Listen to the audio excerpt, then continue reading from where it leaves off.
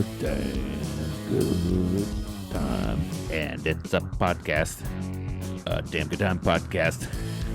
Super podcast. Yeah. Damn good time podcast. Damn good time podcast. The timing is off there. Ladies and gentlemen, welcome to the show. I'm Steve Schaefer. I'm Cody Adams. And this is a damn good time podcast. Hit him with it. Yeah, baby. You're back to just the gruesome twosome. Gross twosome, full fact. We hope you guys liked the episode last week with our guests. If you haven't seen it, go see it. Go check it out. It was a good one. Scott Paris is pretty nice. Yeah, Scott Paris is a cool fucking dude. Pretty nice dude. Yeah, I liked having him in the studio. He Fun. even said he loved being in there with us too. So, Yeah.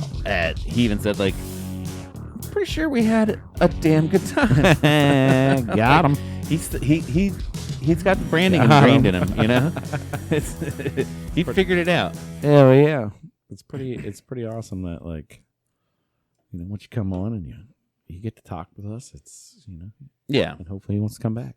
Well, and it's one of those things too where we hope you guys think we're pretty cool fucking dudes, which we are. You know, not to float my boat or anything, but it's also nice having another person in here, a little different perspective, and then different stories than the same ones we kind of may or may not regurgitate every few weeks. Yeah, repeat constantly. Who knows what we did, 6 months ago? We don't know. Right. I don't remember that. We don't know. We're probably going to talk to you about AI again. But I mean, I think that's any podcast, right? If you listen to Joe Rogan, for example, like, you're going to hear him talk about the same shit he heard from weeks ago. He's going to re-bring it back up to somebody to hear somebody else's opinion. So it's it's funny that you bring that up, because there are some podcasts where you listen to, it's like, oh, you guys are actually talking about that again? Mm-hmm. You know, Rogan's really good at it, because like it seems like he always has a different guest on all the time. Right. So he's like, you know that monkeys, they'll rip your balls off. Like, yes, I've heard it on 1,000 different episodes, Rogan. The monkeys will rip your balls off. But then sometimes he still gets that guest like, what, really? Yeah, like, you know? Like, yeah, you didn't listen to that episode? What do you You don't listen to all my shit? Yeah. You don't listen to my podcast? You do like 3 a week, 4 a week, dude. Like, nobody keep up with that. Yeah, motherfuckers on like thousands. Yeah. Actually, not to get sidetracked, but I heard him on one earlier this week. I forget who he was talking to, and she's like, the guest he had, she was like, have you ever heard of this guy? He's like, actually, that's the shitty thing about having like 3,000 is I forget sometimes who I talk to. I'll see somebody in the news or something like, that seems like an interesting person. I should have him on. And then I Google him and like, oh, fuck, that was like 100 episodes. They were in here. Fuck. I already had him on. Yeah. We don't have that problem yet. Right. But yeah, man, I just want to start who off. Are you? Yeah. I want to start off by saying, yes, that was a damn good time with Scott Paris. I would like to plug his book signing, which is happening tomorrow, which this podcast will come out 2 days after, so that's null and void. But he's doing a book signing up in Maslin. Yes, we'll plug here's the book again. A guitar called Harry V and the cover band Conundrum. Put that right up there. And I'm planning on going up and getting mine signed tomorrow. Nice. Yeah. I might actually have Sarah take yours too, so you can get yours signed. Yeah. Wait, he didn't already sign these? I don't think so. Oh, son of a bitch. We got words now. They were free though. Yeah. And that's one thing too, because I bought it. Let's check. I bought it on digital. No, but we got the nice bookmark. Yeah. That's nice. Yeah. Because I bought it on digital and I wanted to read it before he came on, but I suck at reading. So I only got like 15% of the way through or whatever that Amazon Kindle told me. Gotcha. And then he brought us the books on the podcast, and I was like, I didn't know how any of this worked, because I was planning on coming to the book signing. I was going to buy one then to support you and have you sign it. And he's like, well, no, these are just gifts to you. I'm like, well, I wanted to support you and buy one. Don't just give me one, you know, dude? Right. So I don't know. Maybe he'll have a tip jar or something up there. Right. And honestly, like most of the shows he does, he's always got like a Venmo up and shit. So you can always tip him there. And I've done that before and stuff. So, but I fucking love the dude. I love supporting You're him. advertising for him right now. That's Yeah. free money. Yeah.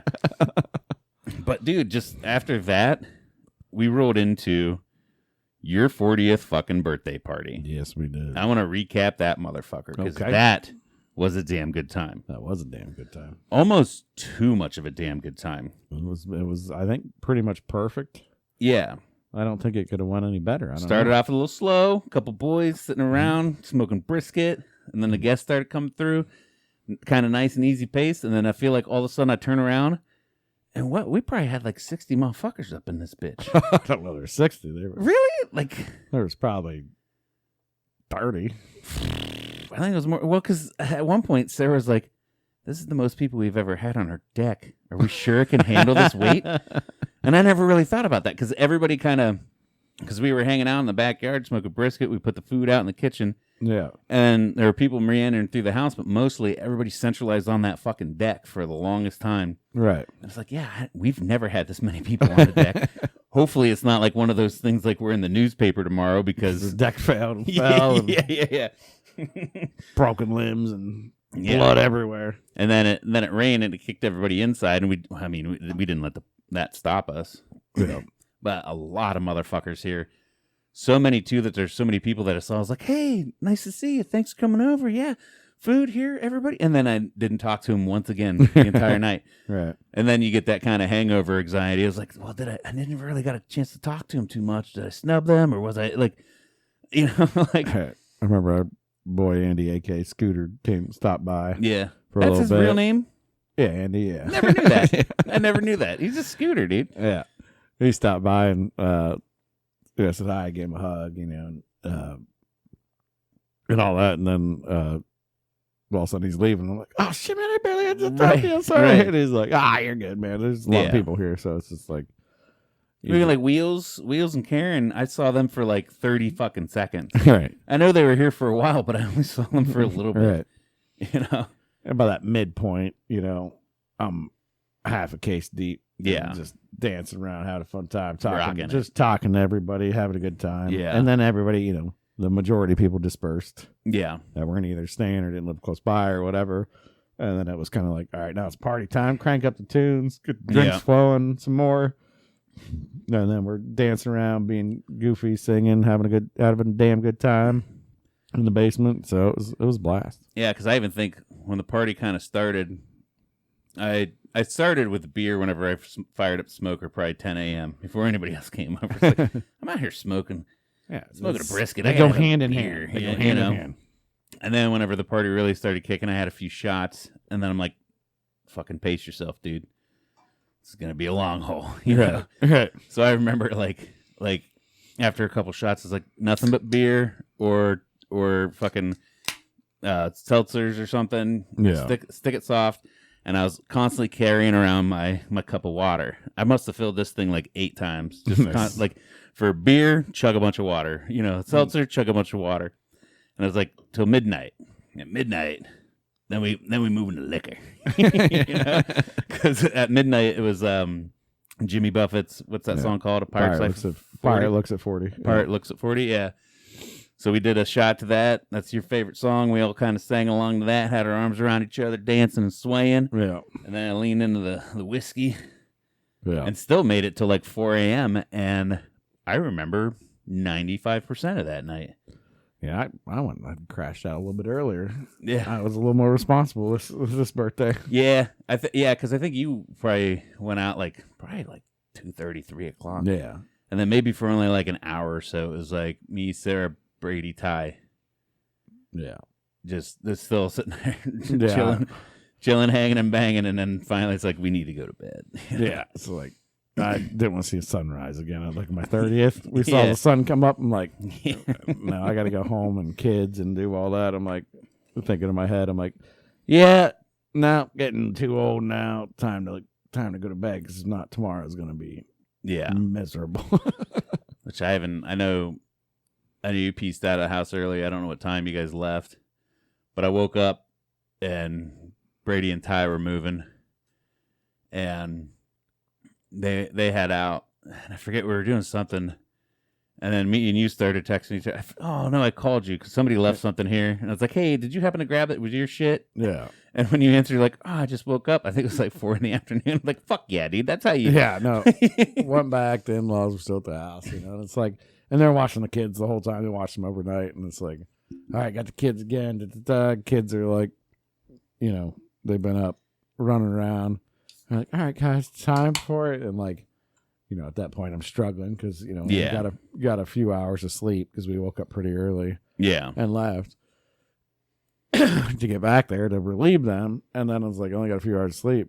3-4 hours, whatever. But still, I'm just exhausted. I'm like, oh god, like playing with the kids, doing everything with the kids, and it's like, all right, time for nap time. Still doing your due diligence, be a good dad. Yeah, so we put them down, and me and Steph like just jumped in bed like, we can just nap. We can just nap for like an hour or two, please, for the love of God, just give us an hour or two so we can like get refreshed. Yeah, it ended up being like 3 hours because the kids napped hard, which was awesome. They were probably still amped up from hanging with grandma and grandpa and shit. They woke back up, and I'm like, yes, yes, scored. Yes.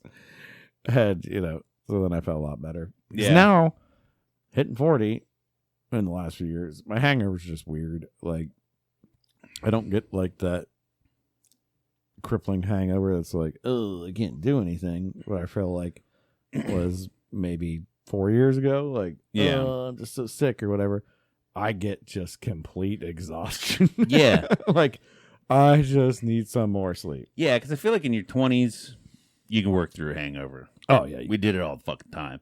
2, 3. I can put 3 hours of sleep. I can wake back up, crack another beer. Let's rock and roll. Yeah, in your 30s, you can still do it, but like you have more headache. You feel terrible. Yeah, more headache, more kind of body aches. And you're now like, once you get your late 30s, 40s, it's like, actually, I don't feel bad, but I need to sleep. Yeah, I'm exhausted right now. Like, I don't know what it is. I just want to. I like barely keep my eyes open. Even right if now. somebody would have texted me and be like, "It's fucking 80 degrees out, weather's gorgeous, let's go golfing," like I would love to. Yeah, but I need to sleep because I think before I talked to you, when you were taking your nap, I was actually taking a nap, and I do this thing now where I don't go horizontal like on a couch. I'll hit a recliner. Yeah. And for some reason, like if I sleep on my back, I'm snoring, and I woke myself up because I was snoring so fucking hard. Like, same. like it's, you're snoring bad when you wake yourself up. Yeah, like same. So it's like hard to take a nap because I was laying on my back. So I'm like, oh, I'm flicking my tongue back. Yeah, like now I need this mouth guard thing, or I need this tape, or I need some other bullshit that everybody's coming out with. It's like, no, I probably just need to not drink. And that would solve all that. But it was my 40th. So I did hear, because I'd like to try the mouth guards and all the different shit. Yeah. Honestly, if I just lost weight, whenever I was thinner, when I was like 210 instead of, I'm sitting at 260 right now. When I was thinner, I didn't snore as much. But I've heard about the mouth guards, and I've always wanted to try one, but I've heard some other podcasters say that they wore them for so long that they fucked up their bite. So it actually almost like braces that move their jaw to a different spot, and it fucked their bite up. So then they had to get adult braces at like 45 years old just to fix the bite that they fucked up because they didn't want to snore and shit. Well, you're essentially wearing like an Invisalign. Yeah, yeah. Your teeth are going to how that guard's going. Yeah. Maybe you just need Invisalign. Maybe like, my teeth are a little bit crooked, right? And they're like, no, they're perfect. But they're a little bit crooked. Yeah. And it's something. Can you get me something with my teeth implanted into it? And I've always tried to figure that out too. It's like, where does my jaw lie that causes me to snore? Yeah. So like, even whenever if I know I'm like, I'm gonna take a nap here, sitting reclined. Yeah. So like, do I need to lean my head back more? Because like, you think like CPR, like you open the airwaves, you fucking tilt their head way back to make a straight line there. I'm like, maybe that's what I need to like lean my head way back. Somehow keep my jaw forward or something, and then I still wake myself up snoring. Yeah. But so we did that fucking 40 party. Yeah, we had smoked brisket, we did bacon burn-ins, we had poke. Tuna poke was a fantastic snack the next day. We had some street corn dip. Street corn dip was good. My brother brought awesome smoked baked beans. There were two different brought baked beans. There were two different baked bean cook-off. Yeah, there were two different kind of baked beans. They were both great in their own right. One had a little smoky or salty or savory, and the other one had a little sweetness behind it. They were both fantastic. Yeah. But it was nice having two because it was like That was the fun part, I think, too, because it was like, it was my 40th, and I was like, originally it was like, we're gonna do this really fancy dinner. Yeah, everybody's gonna throw $100 in, and we're gonna buy the most expensive shit. And then I started thinking about it, I'm like, well, no, that kind of sucks, because one, I got to collect money from everybody. I'm gonna go drop like $2,000 on food. Yeah, and then I got to collect money from everybody, and then you just can't just randomly invite people. Right. Because then somebody shows up and they're not accounted for a plate, then you're kind of like in a weird situation. Yeah, we all had this really good dinner, but you can't have anything. You didn't. Right. Oh, here's some leftover potatoes. Or if every single one of those motherfuckers that you texted chipped in, I would have been sitting out there cooking steaks the entire fucking time. Right. Or it'd have been a lot of work. Yeah, it's a lot more work than putting a brisket and you sous vide it for 36 hours. 36 hours sous vide. Like 6 hours smoke on it. 6 hours smoke. And then maybe like an hour or two in the oven. Yeah. I don't even think it needed that hour or two in the oven. No, probably not. Because it came out tender as fuck. Yeah, it's so tender. Like, yeah. Well, and I had a cheap temp probe. Yeah. And I think that was the problem, because it's like, well, everything I read online says like 190. Well, I think the sous vide process already took care of the tenderness. Yeah. Because it already broke all that down. 100%. So you didn't need to hit that 190, 200 mark internal, because it was already there. Yeah. And God was probably actually fighting to get there, because it was all already broken down. So you couldn't have that as much heat penetration without drying it out. Right. At that situation. But that bitch was so tender and so moist. Yeah. And then my dog ate like 3 pounds of it. And all the fatty good parts that we set aside for ourselves. So but this... Because for the so good, if you're listening, you've had a brisket, you always, or you go to a place and they're like, do you want lean or juicy, or which is basically, you want the non-fatty or the fatty part. Yeah. And so most people tend to stick towards the lean, or maybe like a mid. Yeah. And we had that super fucking fatty fat end. Yeah. And there's probably like 2.5, 3 pounds of that sitting there. And then I came up at one point, after we were all down in the basement, like hanging out and shit, I came up to kind of slowly clean, and I noticed it was all gone. I'm like, there's not enough motherfuckers here that like the fatty part of the brisket. That was kind of like, I was like, the whole time I'm watching, like, nobody's eating it. That's going to be our treat. Yeah, it'll be like tomorrow's leftover. It's like, totally going to be a so me and Cody treat. And then it was gone. And I was like, what the fuck? And then I could see like the dog tongue lick marks on where she got it off the fucking plate. And then of course she was shitting liquid everywhere the next day, so that was fucking terrible. But then we luckily still had enough left over that there's a lot left over that I put it in 2, and I don't know if I even talked to you about this. No, but my wife, being my wife, she's big about leftovers. She's big about like, and she knew like that night, like, we ain't doing shit. Yeah. Like, I did she had me stop at Drug Mart. Well, I had to run and get her Burger King breakfast, I think. Yeah. BK breakfast is clutch. So got BK breakfast. I didn't get anything because I'm like, no, I'm good. Like, yeah. I'm feeling good. I'm not about to put a bunch of greasy food in my stomach right at this moment because, just drank all night. And then she's like, what are you going to do for dinner? But she's always one of those ones that's pre-prepared to like, well, I want to get the rest. If I got more macaroni salad left in that fridge, I'm grabbing that out. Yeah. I brought them. I'm going to get some at home. But she's always good about like putting a little bit aside.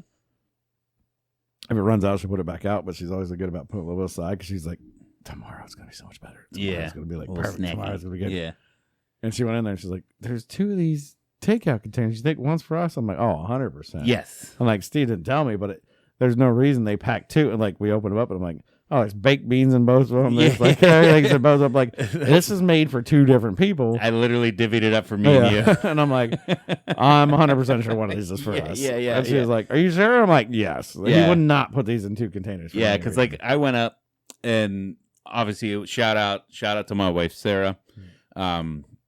When we have parties and shit like that, she goes, at one point, she'll go in a drunk mode and just disappear for an hour and completely scrub the kitchen head to toe, fucking clean everything. Yeah. I knew that was coming, but I was like, this time I'm going to make it easier on her. So I went up, and actually Tyler were in the kitchen hanging out. And so I started kind of just picking up some plates here, doing this.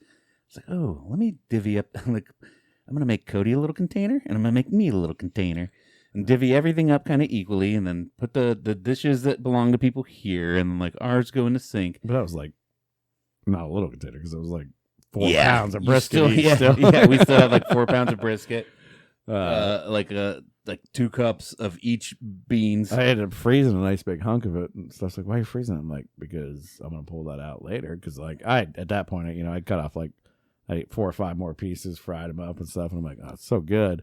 But once you eat so much brisket, it's like all that fatty brisket. It's like, do I really want more brisket? Yeah. I still got ribeyes in here I need to cook. I still got burgers I need to cook. I'm like, I'm gonna freeze this brisket, and I'm gonna pull it out, and I'm gonna make some chili, or I'm gonna make some brisket pasta, or just not pasta, or just fry it again. Just fry it again. Sit in a pan. It's gonna be like, what can I use? Oh, some more brisket. I actually ate the rest of mine today. Yeah, I had like about 1 pound left that I ate for dinner today. But I, with the two boys, they attacked it pretty good. Oh, I'm sure, yeah. And the salmon poke, you should have taken some of that. Tuna.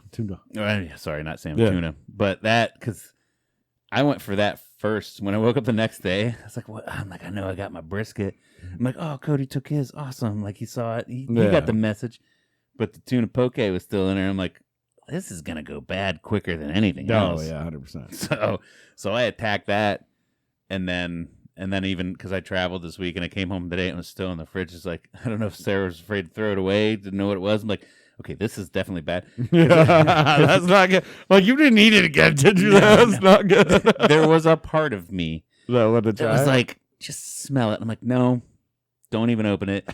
It was in like you know how you have like good Tupperware and then you buy those like take-alongs that are like kind of shitty. They're still reusable. It was in one of those, so it's like, I can just throw this the fuck away. It's fine. Like, don't even open it. Don't get that that maybe god-awful stench that may or may not be there. But most of the time, I still smell it. I still smell it. I'm so weird. It's like chicken in the fridge. I know it's bad. It was in there way too long.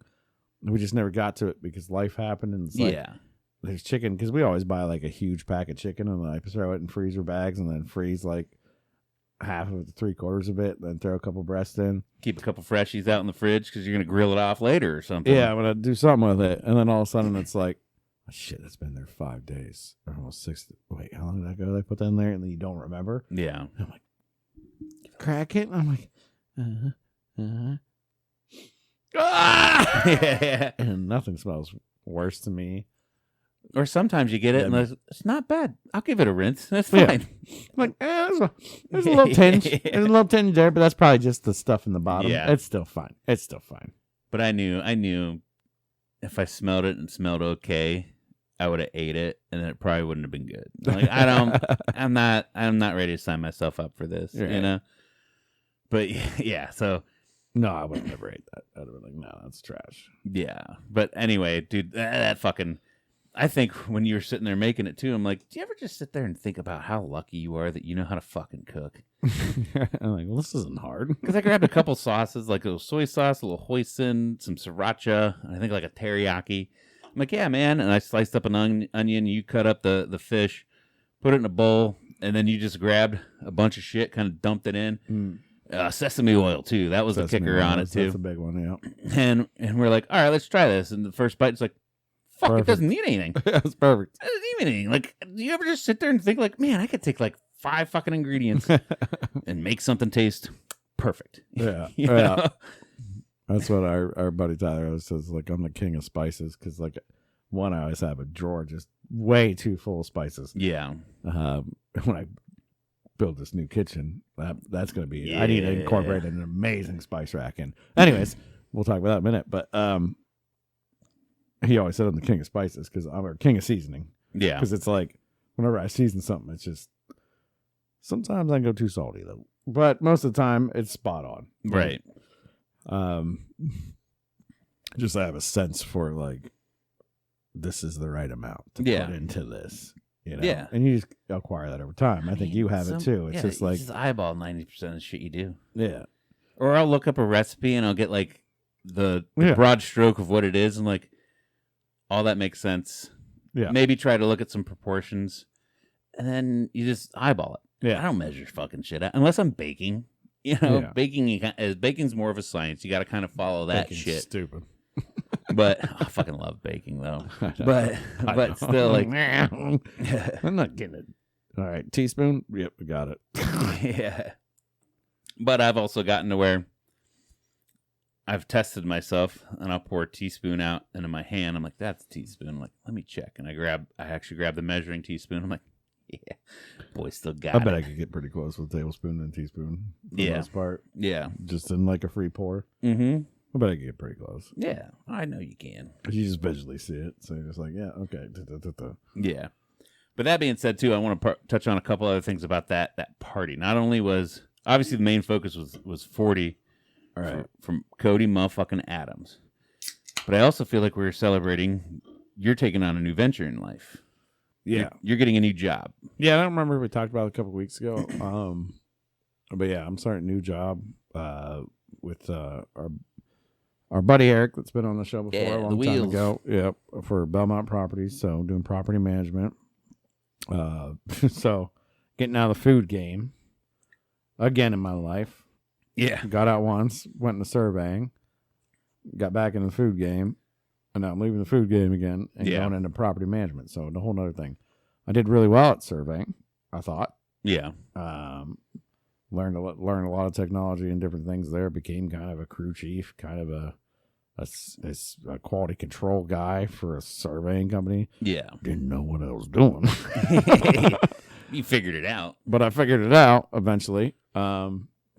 So now, yeah, I'm going to be taking a role in property management and kind of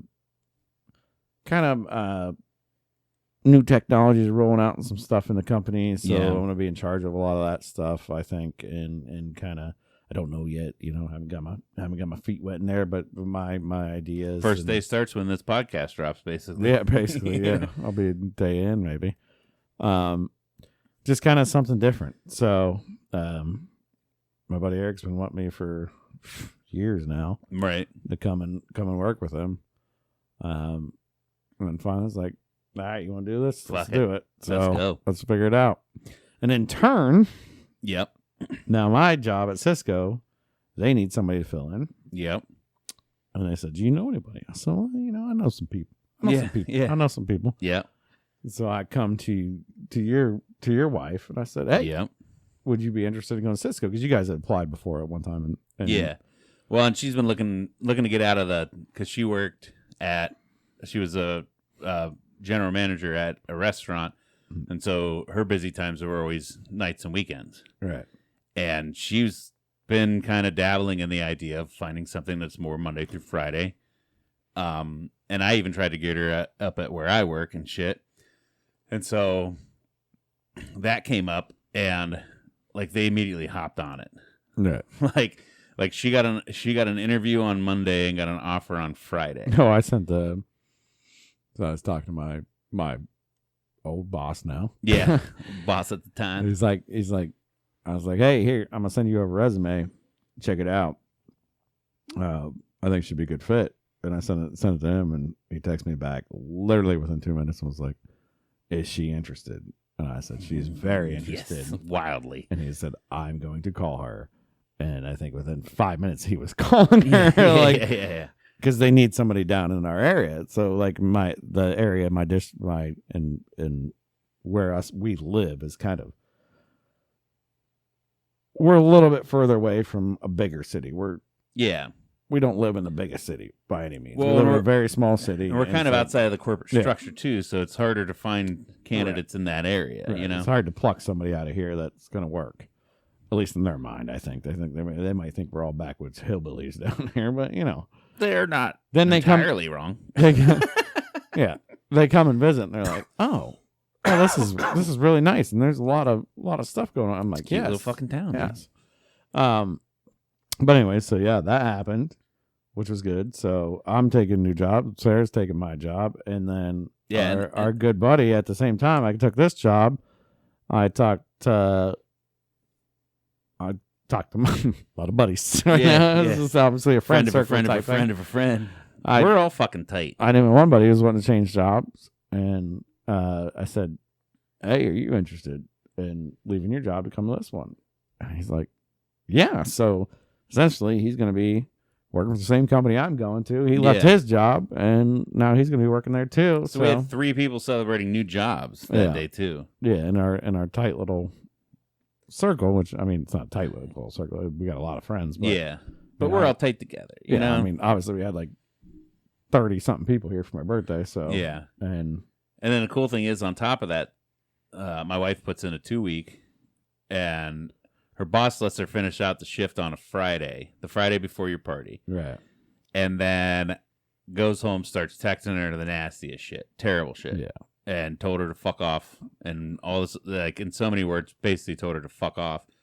So at that point, he basically fired her. So she was able to hang out with us all day Saturday. Yeah. We won't say the name, but if you know where it's Sarah. Oh, no. Yeah. Sarah, no, I'll fucking say it, because I owe this dude a hit in the face. No, but, let's, we don't want to. Go back in past podcasts. You can tell that she worked at Craft Bistro and Lounge. If you know where his wife worked, in Philadelphia.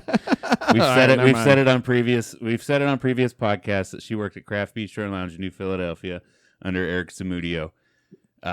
We won't tell you now, but if you look back, you'll see it. You just said it. I'm being funny. It's a bit. But that guy. I've never lost so much respect for a person in my entire life. The way he treated the woman that was running his restaurant for the last 6 fucking years. Yeah. And that's the thing. Like, anytime I've quit a job where I'm running places and people relying on me, it's like, there's that thing where they're like, "Hey man, awesome for you. Glad you could take on this new job," or maybe they come back with a counter offer and it's like, "Sorry, but I got to move on." And then behind closed doors, like, fuck that bitch, fuck that person. I fucking hate him. Can't believe he's doing this to me, blah, blah, blah. You say it behind closed doors. You don't say it to fucking people's face. Right. You can have emotions behind closed doors, but you should just be happy and proud of people for fucking moving on and taking on things and shit. And he handled it the wrong fucking way, and it made my asshole itch a lot. Well, all of us. So, yeah. I mean, and that's the unfortunate thing. When you talk about employees that burn bridges, or employees that just don't show up for work one day or don't come back or whatever. But if somebody gives you 2 weeks, she could have been training as new management and shit. And it gives you 2 weeks, or like does the appropriate thing that you're supposed to do. Like, hey, I can work for 2 more weeks. You're supposed to be happy for them because they're going to better themselves. They're doing something different, right? Oh, it sucks I'm losing you, but yeah, if you can, let's find somebody to replace you. And then facto, exactly what I did. And then you bitch about it behind closed doors. Yeah. And you're like, it's just burning me. Right. It's burning me. Right. But you'd be happy for him, and, and I understand some companies where there can be liabilities to certain situations if you have an employee still working there for 2 weeks that now they're leaving you, so they don't care, and there's ideas like, well, now maybe they'll steal, or maybe maybe there's going to be not really going to work, or whatever it is. Well, and like I was operating heavy machinery on a refinery, and whenever I put in my 2 weeks, they're like, actually, if you want, you don't have to fill it out. I'm like, cool, I'll take a little vacation, thanks. As long as we're leaving amicably, dude. And they're like, yeah, dude, everything's fine, like. But they don't want somebody having senioritis on their last 2 weeks, not giving a fuck, running heavy equipment around a goddamn refinery. That's smart where you just let them go, No, yeah, you're good. And you say it in a nice way. You don't tell them to fuck off, dude. Be like, all right, well, I appreciate you giving me 2 weeks, but I really don't want you here the last 2 weeks because, hey, I don't feel like you're going to do your job. Like, whatever it is. Or, I appreciate it, but my policy is when somebody puts their 2 weeks in, they're just done. That's just how I feel about things. It's sorry. Thank you for your service. Good luck in your future endeavors. But if you spend 5-6 years at someplace and you put their 2 weeks in, you expect, and you've done everything right by them. Yeah. You expect them to do right by you, too. I mean, hell, at my job, we just had a going away party for a guy that's retiring. We didn't tell him to fuck off. My company I was leaving, they're like, I told him, and he's like, well, how long give you me? I said, well, I can give you 3 weeks, maybe 4. He goes, they're like, oh, can you give us 4 weeks? I'm like, what do you mean? Yeah. Like, how about 3? in 1 week you can just call me when you need to. And they're like, deal. Yeah. I'm like, I didn't even give them 2 weeks. I gave them 3 weeks, and they were ecstatic about me giving them extra time. Yeah. Obviously a little bit different industry, a little bit different stuff into that, selling food and having these customers, and you got to get people like used to them and do different things. They really have to have somebody to fill those shoes or take over. Right. And because you can't just leave, they can't just be like, fuck you, get out of here. And then like, what are they going to do with those accounts? Right. You know what I mean? Yeah. It's customer service. Yeah. And my boss knew all my customers that like my good customers love the shit out of me. I mean, my last day, and yes, I'm good friends with a lot of people in there and stuff. Millersburg Brewing, my very last stop on Thursday. Shout out to them. They posted on their Facebook story. Was that this week? That was this week. Nice. Just yesterday. Yeah. They had me a good luck cake. Also birthday cake, if you want to call that too. But that's with a balloon and like everything. Like, it was my last stop of the day, right? Yeah. I handed my laptop and my phone over to the girl that's taking over the account. She's awesome. She trained me, and like she's taking over the account, so I feel like they're in good hands. And then we got to do. They're coming out with a new cerveza. Good God, I gotta remember the name of it. I gotta pull it up real quick. They're coming out with new cervezas, so we put.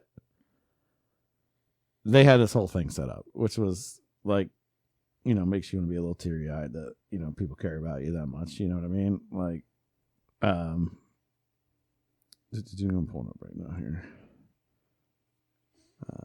Why didn't I see it? Oh, I gotta click on that. Anyways, so we did a cerveza testing. There it is. Papi Chulo,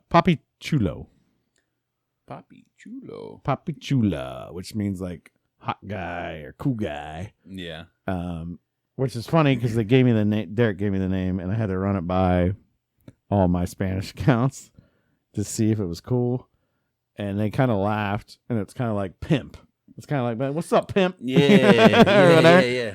I'm like, no, that's not bad. It's not a bad term. But sometimes pimps were referred to as that. I'm like, that's a cool name for a beer then. It's so fresh, it's not on their tap list yet. No, they're just finishing canning it and drafting it and everything. Nice. So it'll be up, and I think in a week or two, maybe. Let me see what the post says here.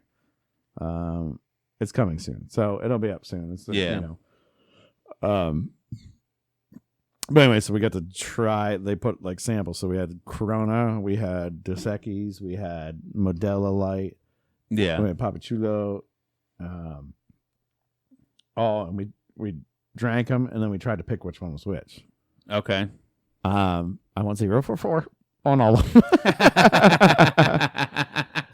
I think Derek and Buck, the brewers, Derek's the brewmaster, Buck's the assistant brewer, went like 2 for 4 and 3 for 4 or something. Yeah.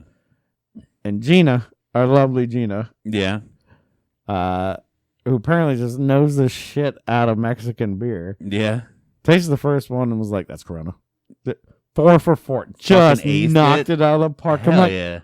what the hell, Gina? Hell yeah. You drink Coors Light like me, and you knocked it out of the park.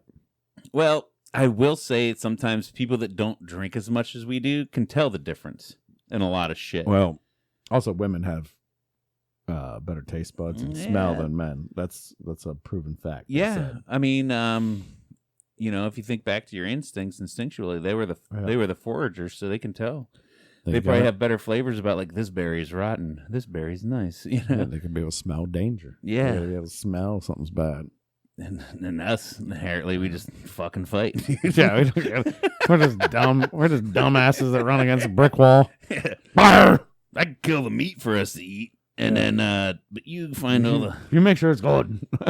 Should I eat that plant? No, obviously you can't smell that it's poisonous. No, I can't smell it. That's sexist. I don't even know. Well, yeah. Somebody somewhere will probably say that's sexist. I'm sure. Most rational people be like, yeah, it's in our genes. I mean, in a way it is. And that's why they should have better smell and taste. Because, they have that's different the way palates. it was. You can't change history in that aspect. Yeah. That's why I think there's a lot of badass women chefs that like. Oh, fuck yeah. That aren't credited as much because their palates are more sensitive to a lot of things. I've seen some documentaries on that too, and it's like, no, she's like really good, and especially like when you get into the Asian cultures, they have like that's become an emerging thing. Yeah, a lot of times they weren't allowed to cook in the restaurants or do that stuff. They weren't allowed to do that shit, and it's like, no, these women are fucking 10 times better. And I'm not saying because it's cooking. I'm just saying they're better chefs. And before we go too far into that, let's touch back on that. Let's touch back on male, scratch female. The last 15 things we said. Let's just scratch the last 20 minutes. I just kind of wanted to recap. So I think that's what made that party kind of really awesome is the fact that we had motherfucker turning 40, right? And we had like new beginnings and hope for a lot of people. Yeah, and jobs. It was just a good, fun fucking vibe. It was a great fucking party. Right. Probably one of the best we've had, in a while. In 40 years. Yeah, in 40 years. But just turnout, food good, people coming there. A lot of good people. Vibe was awesome. Sometimes, back in our 20s, somebody probably would have started a fight or something. But, now that we're all old balls and shit. We've just been wasted off their head. So many fucking passing hugs. out in a chair. Yeah. Oh, yeah. I got a picture with, I think almost every I think your wife person. made it a point that you got a single picture with everybody. Every single person. Yeah. So I don't know if she's making a collage or something eventually with that, but it was awesome. But, yeah, I just want to recap that fucking ballin'-ass party. Right. So then back to, I always thought it was kind of weird in the kitchen industry that it seemed like, especially when I got into it, it's more of a male-dominated scene. Yeah. And you would think, you hear all the stereotypes, especially when we grew up in the 80s and 90s and shit, that women belong in the kitchen, men belong in the workforce. And then you go to a workforce kitchen and it's like, why aren't there more women here? Right. It seemed like it was weirdly male-dominated constantly. Right. And it's so weird to think women have the better senses of smell and taste and all that shit. And like you said, is it because now all of a sudden we feel bad? It's like, well, no, we don't think women should be in the kitchen, but professionally maybe. Yeah, no, that's why I was just trying to walk that back. I'm wait a minute, I'm not trying to say that. I don't I do all the cooking at home anyway. So it's my wife cooks some, but for the most part, I'm doing all the cooking. It's and I don't feel that way at all, but it's but when you look at a male dominated thing, cooking, you had your outliers, right? Your super famous, good Lord, women chefs that were crazy good. But I feel still for the most part, it was men decided no, we cook and stuff. Yeah, because even when you said there's plenty of famous women chefs, and I'm sitting there thinking well, I know Kat Cora, I know Giada De Laurentiis, I know. Where you go old school to the I'm trying to remember their names, and I'm sorry, it's escaping my mind right now. But I keep wanting to go Julia Childs and fucking Julia Childs for sure. Martha Stewart, those type of ones, and there's one big one. But too, if you're who are the famous male chefs? You're I got a dozen I can rattle. Well, I got a bunch, yeah. Then they all take different approaches and how they do it, and all this different stuff. I even know Guy Fieri over probably some way more awesomely renowned female chef for some reason. It's it is weird how the culinary world seems to be a male dominated scene, and I don't understand that at all. Well, I think a lot of that came down to media, right? So media pushed out a lot of that shit. It's hey, look at all these dudes because it's easier to watch them, and everybody would watch them. Over if you put out a Martha Stewart, well, that's only women watching Martha Stewart, right? Where if you have a dude chef showing you how to cook a bunch of good stuff, it's men and women will watch them because the men are watching them, so the women are going to watch it too. Well, at least the women are oh, I can at least watch this because it's cooking, but You know, and then again, this is running a fine line of being sexist again, but I don't know how else to talk about it. Well, and this is honestly 100% sexist, but it's not our sexist take on it. It's the way the media it's the way that they made it. Because you get Gordon Ramsay in Hell's Kitchen yelling at people. People are like, "This is dramatic. This is awesome. I fucking love this." But if you would have put that with a chick, I feel like the general populace would be like, why is she being such a bitch? You know what I mean? Like, yeah. Like, and you had to be British. It's not us. We're not the ones that signed any of these people. We didn't give them the deals or anything like that. We're not the sexist people. But that's the way the fucking media is run. We're like, well, a guy out there. And he had to be British too. Yeah. He couldn't be American. It was American yelling at You're an idiot sandwich. Yeah. Like, it's just American being like, you dumb motherfucker, what are you doing? And everybody be like, whoa, ease up, buddy, ease up. Now it's British. It's like, oh no, they're just generally mean. It's fine. But like, if you look at all the famous women cooking shows, it's always nice, good, awesome, chill vibes and shit. Yeah. Because if you put some lady in there shouting, and people are like, I don't trust this bitch or something. You know what I mean? Like, it's I don't know. Do you still watch a lot of cooking shows? No, I never have. I like watching cooking shows, competition shows. I know it's a lot of drama and stuff, but like they have that. There's some fun ones out there. Like I like the barbecue showdown shows and stuff like that, where they have like it's just legit, like kind of straight up. There's not really big. I love Cutthroat Kitchen with Alton Brown. Yeah, that's one of my favorites because it's just goofy. Because it's like you can bet on this and make everybody cut their stuff with this, and it's like, oh man, how would you handle that situation? Or you got to like use these different ingredients and like. What's the other ingredient basket one? Not Cutthroat Kitchen. It's mystery basket one. And they have the master chefs or whatever. Yeah, judging and doing all that. But because they always had 4 master chefs, and like you're going up against this guy today, and you have to fuck. No, this was just like they just have 4 regular cooks, chefs, whatever. Come on. Open the basket, and it's always themed or whatever, and you gotta start with an appetizer, and then you do an entree, and then you do a dessert, and everybody gets eliminated round by round. Good Lord, how can I think of it right now? Yeah, but it's just good to put on the background. So I don't like watching a lot of cooking shows in general now because they've all turned into like reality competition shows, and I'm not a big fan of reality TV. What I will say is I watch a lot of cooking TikToks. Chopped, yeah. Yes. I like a lot of reality TikToks, and there's this girl, she's actually a personal chef for somebody, and they allow her to record her TikToks in their kitchen while she's cooking for them and shit. So she makes really fucking good food. She does all the technique and everything that I learned in like the highest level restaurant I worked at. But she's doing it on a low scale, and then records these TikToks. Her name's Olivia, and I think that's just her screen name.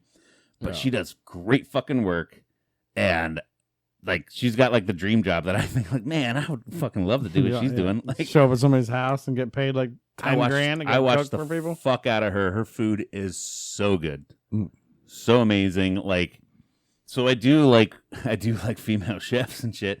Yeah. I don't like reality TV cooking shows. I watch a lot more cooking shit on TikTok. That's why I think like Chopped and like especially not Kitchen Nightmares, Cutthroat Kitchen is just funny to me because it's not about drama, it's not about bullshit. It's just more like, hey, what happens if you have to cook with the tiniest frying pan ever, and I need an eggs Benedict, and then trying to watch them figure it out. But Alton Brown, even in like backstage, was like, I've used all this, everything I bring out, I test it first to see how it can be done. And he's like, and I go through all these trials to make sure that you can actually do it. Yeah. And do it successfully enough to make a good dish. So. Oh, I'm sorry. It's Live for Pasta is her account. Oh, Live for Pasta. Okay. Yeah. If you're watching. She got a Millie Folly. She's doing all right. Yeah. Yeah. And like I said, she makes amazing food. Yeah. She's not bad looking. She flips off the camera and shit. She's a chef. Yeah. You know what I mean? She's got that total chef vibe. And hired by Deshaun Watson. Got it.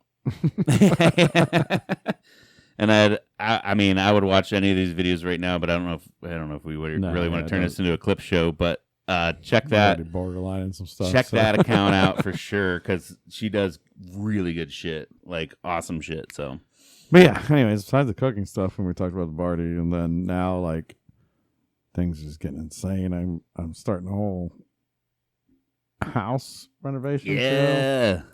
I'm doing an addition house. I don't remember. Yeah, not even a little one. No, it's massive. Not like you're adding like, oh wait, we're gonna put a bathroom over here, just a where garage. that closet used to be. I'm doing a garage with a master bedroom suite above it, and then I'm doing 2-3 bedrooms and blowing out the kitchen and like doing all this crazy stuff. Yeah.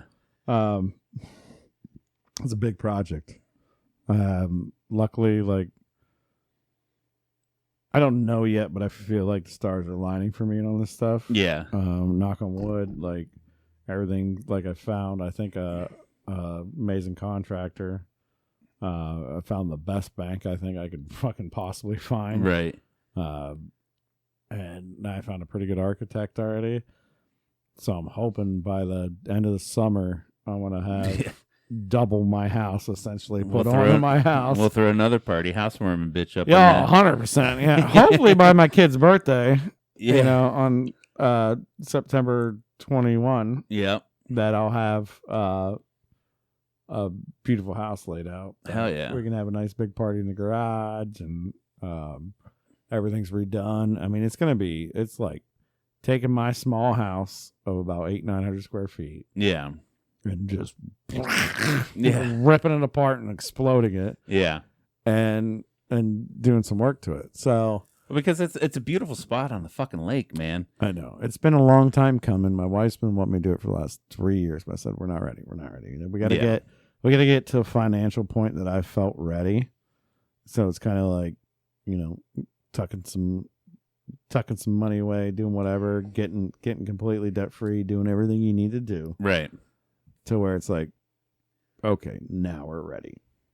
And I feel like we're ready, and I feel like all those stars are aligning. I think the market's even crashing for me right now. Yeah. So when you finally get my percentage down, when you finally sign that loan, you'll get a lower than fucking 7. You know, I've always felt this way through most of my life. It's like, you know, I go through some bad times and some rough times and some like money pinching times, and I've always had that.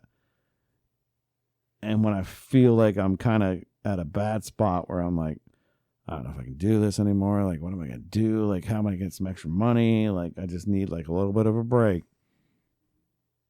The universe provides. Yeah. And it's like, oh, hey, you need a little something? I got you, Bob. We'll figure it out. And then I get wham, wham, wham. I get helped out. Job opportunity. I get helped out. And I get back on track. And now I know. A little bit later. Oh, hang on, buddy. You're sitting too easy. Hang on. And I'm not gonna. I'm about to knock you down one peg real quick. I'm not even gonna throw out names or anything, but like an old high school chum hooks you up. It's like, I'm a contractor, and of course we can fucking do this better than you even thought. And you're like, holy fuck. Yeah, I'm just like, okay. And you're like, okay, well, what's the bank gonna say? And you were telling me and shit, like without getting into too many terms and shit. Like, you're telling me your shit, and I'm like, fuck, dude, that's awesome. Well, I'm in the middle of changing jobs, and like I'm calling all these different banks, and they're getting all these different loan approvals and offers and stuff, and because if they see a change in employment, a lot of them don't like that and stuff. I'm like, well, I'm changing jobs. Like, what are we gonna do with that? And blah blah blah. And then, my neighbor tells me bank. He's like, I always had a really good time with them. Like, they were always really good. And I call them up, and they give me like the stupidest, most easy, most like. Commercial saving banks. I'll call them out here in Ohio. Yeah, commercial saving bank. Like, talk to my boy Daniel there. I don't think he's gonna mind. I shout his name. I won't give his last name, but talk to my boy Daniel there. Awesome dude. I text him. I can text him anything. Yeah, like that's just new age shit. Like, I text him. I get real conversation with the dude. I'm not dealing with an app. I'm not dealing with anything. It's just like that's what you want when you're dealing with a big loan like this. Yeah. Well, and honestly, maybe you haven't had to deal with a big because when did you buy your house? Oh God, it was 2013, I think. Yeah, because even when we 12 years ago, and it's weird how they change with the times. Because even when we bought this bitch, we had our loan officer, shout out Corey Parker at First Federal. Like, he was always text. Yeah. Real cool about email. It never had to call. He even was just like, and then he came to our house to like sign papers here. Yeah. It's like, he's like, cool, man. He's like, you text me anytime. I don't give a shit. He's like, yeah, I'll come to you. Yeah, it doesn't matter. Like, he's like, whatever. Like, it's my business. I'm like, I get it. Because he's just, and that's when you know somebody's a part of their business. Right. They don't care. They're like, no. It takes me 2 seconds to text somebody. Some people are like, oh, you're texting me at 6 o'clock at night. Yeah. Like, no. It's like, if I don't want to answer it, I don't answer it. Like, but I will text you back when I'm like, all right, I got a minute. Let me text these people back. Right? All right, done. And it doesn't take time out of your life. And it's like, these people are annoying me. Shut your phone off. Put it on silent. Yeah. Like, what are you worried about? Like, what? People get all up in arms like, oh, I'm getting calls at 7 o'clock. It's like, okay, well, then shut your phone off. Yeah. Quit. It interrupted your TikTok. I'm sorry. I have mine set up that it goes dark. It goes into bedtime mode at 8 o'clock. Yeah. 8 o'clock, and then it goes off bedtime mode at 5 because I wake up at like 3:30 and 4 and shit, and it's like it's one of those things too. Like, I'll get a bunch of text messages or this, that, and the other, and it's like, so I just wake up the next day, and if it's and it's funny because if it's somebody that I understand, it's like I'll text them at like 8 when I know they're awake, you know. But if it's somebody else that like, I don't fucking like you, guess what? Oh, you tried to text me at 9 when I'm sleeping? I'm going to say, oh, sorry, I didn't see your text. I was asleep at 3:30 in the fucking morning when I wake up. Like, I will put out a little like PSA if you're doing a big remodel on your house, addition on your house. But it's not just something simple like, oh, we're just going to add 1 bedroom off the side of the house. That's fine. You don't have to worry about what I'm about to tell you. But if you're going like up and down and left and right, like I'm doing new foundation stuff, start with a architect, designer first, and then move into everything else because you need those plans before you do anything else. Because you started with a contractor, right? I started with a contractor. Got the contractor kind of figured out. Well, I was like, I think I'm going to go with this guy, but I'm going to talk to these other 4 contractors. And in the middle of that, I got the bank figured out. I mean, obviously, you could start with the bank first too, and make sure you can do what you can do. Pre-approved.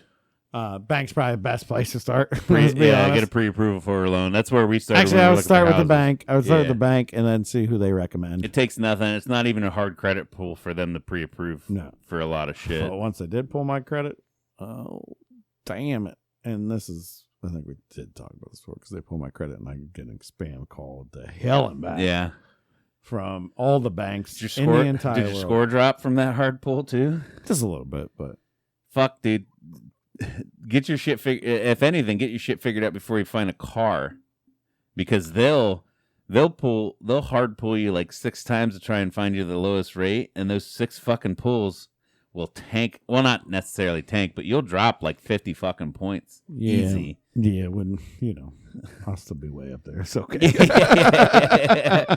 My credit pretty good. Yeah, it's such a weird thing. Like, it's such a stupid thing. So basically, when you were kids, you were bragging about your kicks. You were bragging about your shoes. Yeah, now we got to worry about our credit being over a certain amount. It's like oh, but the stupid thing is, you're a 793. You ain't even 800. We get all these free credit services, and you're like, oh yeah, you can go just check your score anytime. Like, yeah, that looks pretty good. They sold my shit. They absolutely, when my bank pulled the credit to check me and do all that stuff and pre-auth me. Yeah. That credit, whatever, they may have ran it through 3 different credit companies, whatever. Yeah. They sold my information off. Yeah. And I got 50 calls in one day from different banks. Yeah. 50. Oh, and you'll get the letters. You'll get the letters in the mail. It's died off now, which has been great. And one thing that there's a lot of guys at work that they talk about all the spam calls they get, and I'm like, answer it. No, I ain't fucking answering. It's spam. Oh, I was messing with so many people. Dude, well, you can have a good time.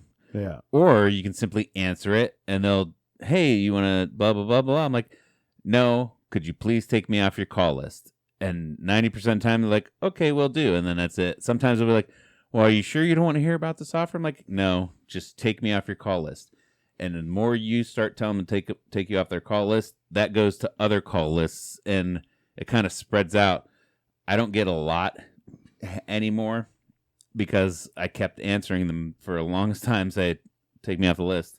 Yeah. And that one sentence will, before they even get into their spiel, will save you a lot of the future ones. Oh, that's good. They're messing with them, and then they keep pushing me with their supervisors. Yeah.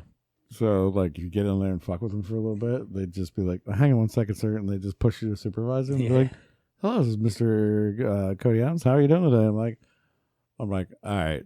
I was just trolling that guy for a while, just trying to brighten somebody's day. And I appreciate you to brighten somebody's day. Okay. Well, he's trying to call you about this bank. I'm like, yeah, I'm not interested. I'm already locked in and all this. I'm like, I don't want to waste your time or anybody's time. So you can take me off whatever list you got, if that's okay with you. And they're like, yeah, no, we understand. And thank you for just trying to brighten someone's day, and you have a good day. It's done. Like. But now they just kick you to a supervisor. I'm like, you don't even want to troll with me for a little bit? They're like, no, I'm trying to make money. Yeah. I'm trying to make money. I'm trying to close a deal here. That's also one thing I like about Google services is I've got my Google Assistant set up to, it'll answer the phone call from any unknown number, and in a robot voice be like, the person you are trying to reach is screening their phone calls for blah, blah, blah, blah, blah, blah. And a short sentence, say what you were calling about. 9 times out of 10, they don't answer. I get a very silent notification saying, you missed a possible scam call. Would you like to see, the printout of what was said? And it shows the robot voice saying its thing, and then nobody responding. I'm like, okay, block number. But then that also helps because there are, in my line of work, I hand out business cards with my personal cell phone number. So if anybody's having issues with a machine, they'll be like, yeah, this is so-and-so from such and such. It's about our machine, and then like, oh, that's a real one. And then Google will force push notification to me saying, this number's calling about, and it shows that, the type out of what they said. Machine. Sorry, excuse me. Calling about Bert Kreischer? I'm like, all right, cool, yeah, put them through. I'm like, hello, this is Steven. Yeah, how can I help you? But it's so fucking cool. Like, AI answers my shit for me now. Oh, yeah. It's so fucking dope. Like, I got a little assistant. Oh, we're back to AI again. Back to fucking, yeah. It's gonna take over the world. Yeah, I just feel like it's gonna be a really busy summer for all of us, dude. I feel like, but it's all for the good. I think everything's gonna be for the good. Just got a good feeling about everything, and I'm probably gonna get struck by lightning when I walk out to my car at night. But nah, man, like I'm always a very positive person. I've been told I have golden retriever energy, or like SpongeBob energy and shit. Right. And I just, so far with what's going on this year, I've seen a lot of hope and like just new beginnings and like cool shit happening for all of us, and it's so fun to see like the people around you that you love so much like grow with you and shit, like we've all been in that point fucking years ago where it's like, oh man, you got like $5? I don't have any money for cigarettes. Like, yeah, well, I got change here. Like, hey, you guys, if we can go buy a pack of cigarettes, and then we sit there and like bum smokes, share a pack of smokes and shit. Oh, and, like, man, I got nothing left. How are we gonna party tonight? Oh, it's cool. I'll make some tips tonight. All right, my paycheck hits next week. I'll get the bottle next week. You get it. You get it today. Now we're like, you want to run a party bus? Yeah, let's do that. I don't give a shit. Yeah. No, but you're supposed to get that way as you get older. It's supposed to be an evolution of you making more and more money until you eventually hit that age gap where it's like, no, man, you're done. Yeah, you're done. You can't do it anymore. Yeah. Well, and it's it's just part of growing. I have neighbors, fucking love them, the best neighbors in the world. And I was out there talking to them, and we were bullshitting about like the deck. Our deck's good. It's a good deck, but it's good dick. It's gonna need like kind of redone here soon because like the boards are kind of weathering and shit. Yeah. And we were talking because they just built their house down there, And so we were kind of going through, like, is it weird getting a contractor? And now I'm going to be able to talk to you about this shit. Got you handled. And, I'm like, I mean, I could build my fucking deck. And he's like, yeah, but you don't want to be out there building a deck when you're 40. They're younger than me. And I'm like, oh, I already am 40. He's like, oh, shit, I didn't mean anything. I know you didn't mean anything by it. But, yeah, I don't want to be out there building it, but I could. There's still a man in me. It's like, I could build that fucking deck. That deck, get out of my face. I think me and Sarah were talking about redoing it. She's like, yeah, no, we're hiring somebody for that. And I mean, it was like, what? You don't think I can build a deck? We call up the crew and we build it. Think I can't build a deck? We put the minds together and we build it. Just fucking wood. I can nail and screw wood together. I can measure it out and cut it. I have tape measures, saws. You do all that. But then the more I think about it, it's like, oh man, if I could just fucking throw some money at it, it sounds dope too. Right. Like, that sounds way cooler. Yeah. Now, like with your additions, like, well, I don't know shit about foundations. I don't know anything about trusses and roofs and all that stuff. I get the general principle. We could build your garage out there, but tying into the house and making that one cohesive action, I don't know how to do that. I'd rather pay somebody a good amount of money to just do it for me. So that old house, I fucking, well, with the help of a lot of family members and shit, thank you for all them. I'm not slighting you, but it's like, yeah, man, I built that fucking 30 by 40 garage, man, with the help of a lot of friends. But we were also in our fucking 30s then, Yeah. That's the Amish community, right? You get enough people together and know enough about a little bit about enough and be like, that's how you do it. And you put it like this, and then you just throw a bunch of people up. What's my job? You go and hold the peak, dude. You hold the peak. That's all you got to do. There's a couple young kids. There's two of them. They're both named Levi that I work with. Shout out to the pair of Levi's, to the pair of jeans. They both recently got into car stereos, and the one started it, and I was like, yeah, man, fucking buy your shit, bring it over. I'll show you how to install it, And my whole thing was like, you bring it over, you can use my tools in my garage and my shit. You're going to do the work, but I'm just there to consult, right. And then he ended up like Googling shit and do it himself. I'm like, yeah, man, I told you it's not that hard. He's like, and he figured it out himself. So he has like kind of like, I did it myself. I'm like, fuck yeah, dude. And then the other Levi too was like, he's like, yeah, I'm buying subs. I'm doing this and this, that, and the other. He's like, so I might have to like, call you up and like, hey, I'm coming over. I got a case of beer. Will you help me? I'm like, yeah, man, I'll help you install that. And I was like, wait, let me rephrase that. I'll tell you how to install it. I'm not doing that anymore. Yeah. You'll do all the work, but I will show you how to do it right. Guide you down the path. Yeah. You're buying that case of beer for consulting work now. Blue jean washing. Yeah. I'm not fucking doing it. Anywho. Yeah, man. Did you have anything special you want to talk about? I want to talk about how methylene blue's changing my life. Yeah. That's another new thing. You're peeing green. Yeah. Peeing blue. I won't get too hard into it, but we're not doctors. We're not physicists. We're physicists. And it's funny. Psychiatrists. I don't know. Check out YouTube. Check out a lot of shit. You can find a lot of videos on it. I've watched a few. Do your research on it. But, and they all start out with like, I'm no doctor or no physician, but this is my experience with methylene blue. Say with everything, because you can't promote anything. We're not doctors. We're not physicians. We're not telling you how to live your life or doing any recommendations. But if methylene blue works for you, it works for me. Yeah, man. I kind of started with it. Obviously, caught it on like the Rogan podcast a little bit, and then my TikTok feed got blown up with it. And I tried to do as much research in D&D as I could on it. Yeah.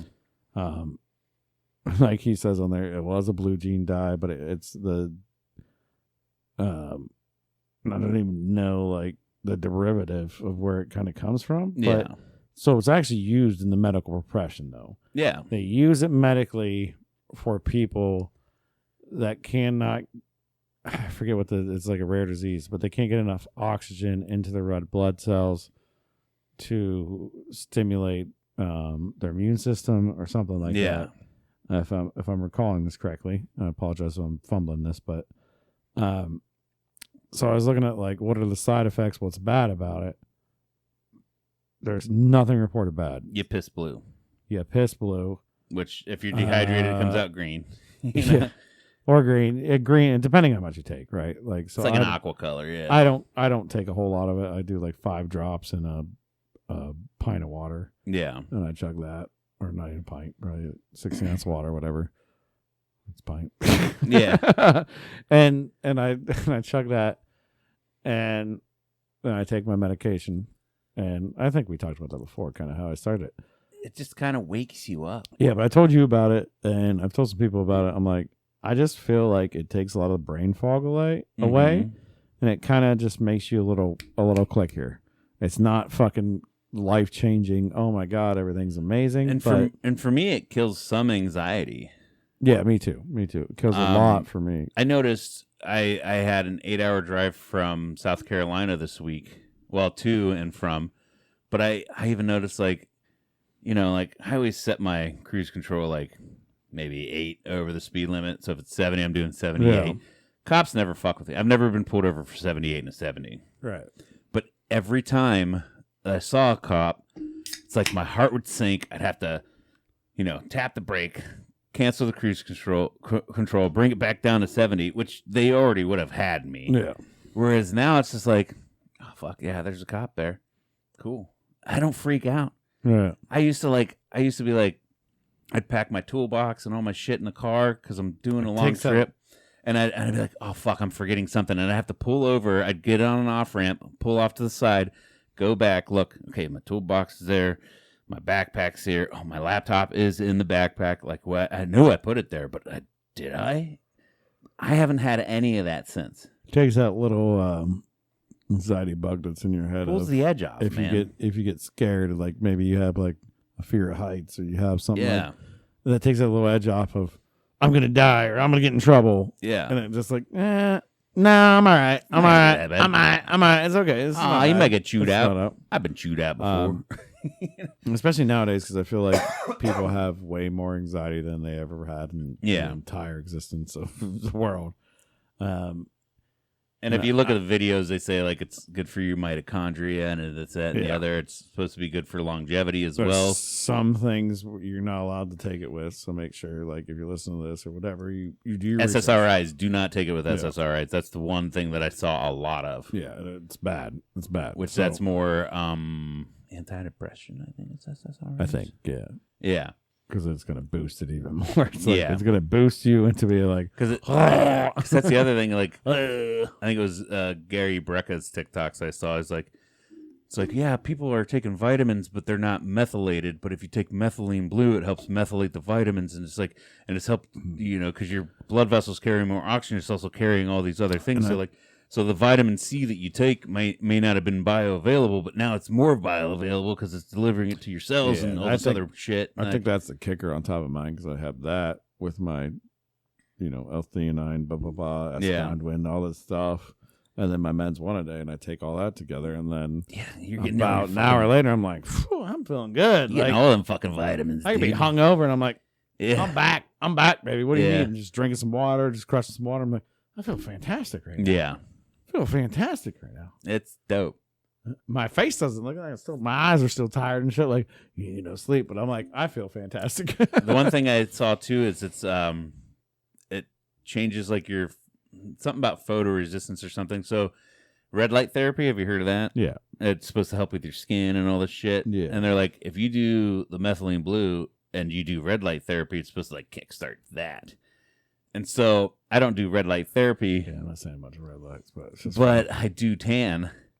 Yeah. And I noticed after being on it, I hit the tanning booth like on Tuesday, and my normal time, my face was like beet red. It's like, oh shit, maybe I need to take the sunlight down, or the tanning down a little bit. Be a little more conscious about the light hitting me, because it's letting it be a bad summer, burn in the sun. That'll be my bad thing. All right, that'll be my bad thing. I'm gonna crisp in the sun. Yeah, I'm about to sit in the shade the whole time.